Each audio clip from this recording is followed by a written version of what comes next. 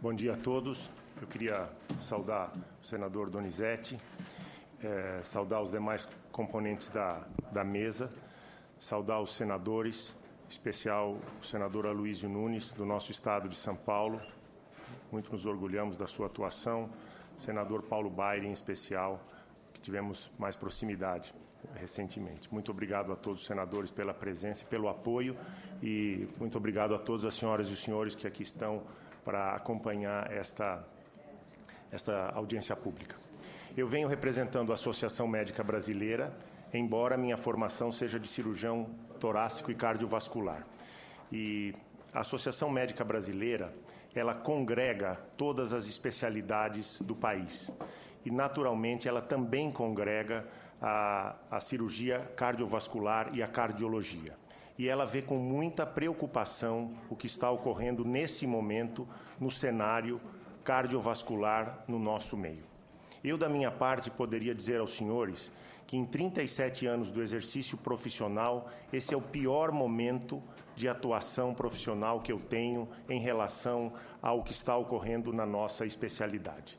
E eu vou tentar, em 2 ou 3 tópicos, apresentar aos senhores da forma como eu vejo esse desdobramento e a situação atual. O primeiro problema é a redução do número de operações.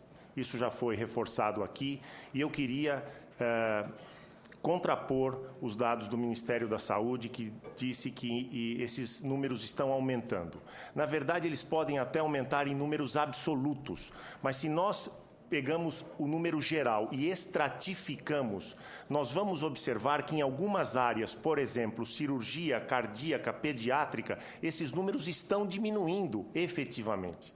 Então, há de se analisar com cuidado esses números e essas grandes estatísticas, para que nós possamos identificar exatamente o que vem ocorrendo em cada uma destas pequenas fatias específicas de atuação. Nós temos realmente tido problema em relação ao número de operações em adultos e especialmente em relação ao número de operações em crianças pequenas, principalmente as menorzinhas, as chamadas crianças no período neonatal, que são as mais graves, as mais críticas e que, se não atendidas apropriadamente e no devido momento, elas provavelmente não conseguirão sobreviver. Um segundo aspecto que eu gostaria de reforçar diz respeito à dificuldade que os hospitais têm tido para a aceitação desses pacientes. Em todo o país, é uma luta cada vez maior fazer com que os hospitais permitam a internação, porque são internações difíceis, são internações custosas, são internações caras e que acabam onerando o sistema e levando a esses grandes déficits que os senhores estão observando. Então, esse também é um problema que precisa ser equacionado, porque, como já foi dito aqui, essa é uma atuação feita exclusivamente em hospitais de qualidade. Se nós não conseguirmos realizar estas operações em hospitais de qualidade, é a mesma coisa que não realizá-las. Então, também é fundamental que exista esta preocupação. Um outro ponto que foi aqui abordado pela doutora Maria Ângela da Paz, que está ao meu lado, diz respeito à falta atual de medicamentos que nós consideramos essenciais. Recentemente, nós tivemos problemas com o fornecimento da heparina, mais recentemente ainda com o fornecimento da protamina, e ainda mais recentemente com uma droga que é um fortalecedor do coração, se coloca na veia e faz com que o coração se desempenhe melhor, tenha uma função melhor. Essa droga é utilizada, só para os senhores terem uma ideia, no Instituto do Coração, na proporção de 8 a 10 mil ampolas por mês. E do dia para a noite nós ficamos sem nenhuma ampola. É uma situação que é impossível de se manejar. E por que ficou sem ampola? Nós falamos no laboratório, problema da Anvisa. Aí nós vamos no outro laboratório, problema da Anvisa. Nós falamos da Anvisa, não, é problema do laboratório. E é uma situação que nós, usuários do sistema, não conseguimos manejar. Essa é uma situação, assim, dramática, porque são drogas que que fazem a diferença entre a vida e a morte do paciente. Além disso, nós temos cada vez mais tido problema no fornecimento de equipamentos.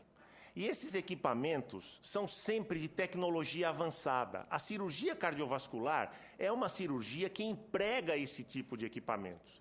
Eu entendo que se nós formos atender num consultório de atenção primária, pacientes que têm queixa simples, esse é um tipo de preocupação. A preocupação da cirurgia cardiovascular são com procedimentos avançadíssimos. E esses equipamentos de alta tecnologia são imprescindíveis para que a cirurgia possa ser realizada.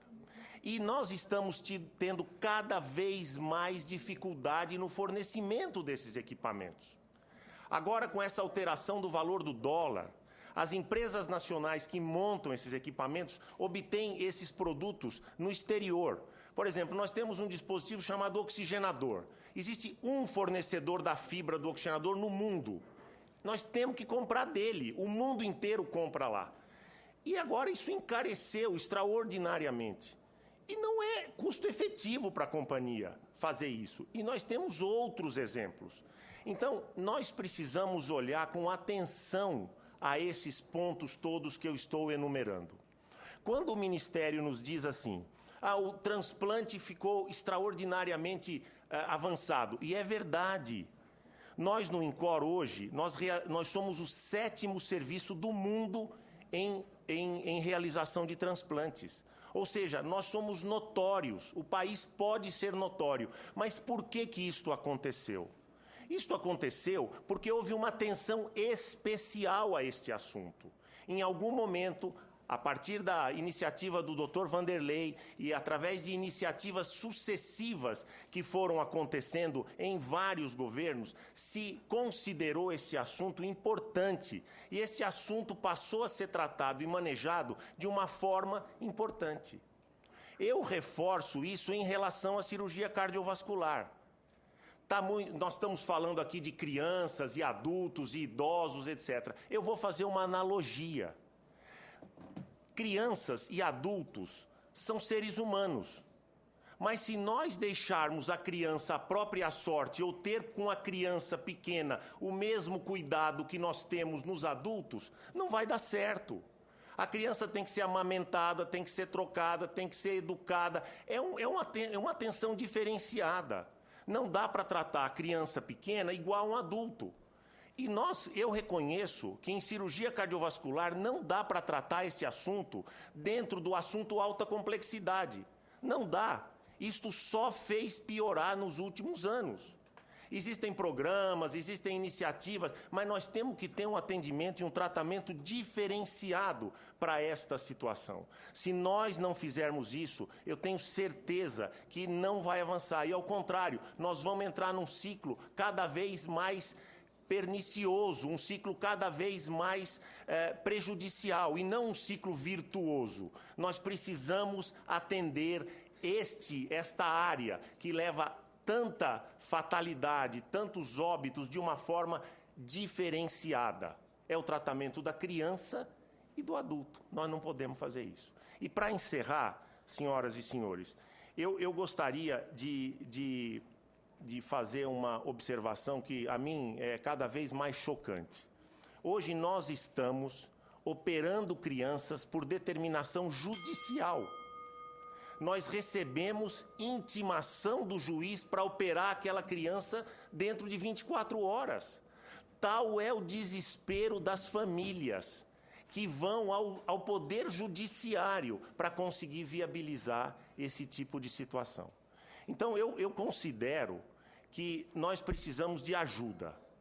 Nós precisamos de ajuda que nem uma criança pequena. Ela precisa ser acarinhada, ela precisa ser tratada de uma forma diferenciada. Não dá para colocar a cirurgia cardiovascular no bojo da alta complexidade. Eu entendo que todos estão tendo o seu grau de esforço e participação, mas precisa ficar muito claro que esse é um assunto que precisa ser tratado de forma diferenciada. Muito obrigado pela atenção. Fábio, como é Aqui agora nós passaremos a ouvir os colegas senadores, em seguida, ouvidos os colegas senadores, a gente pode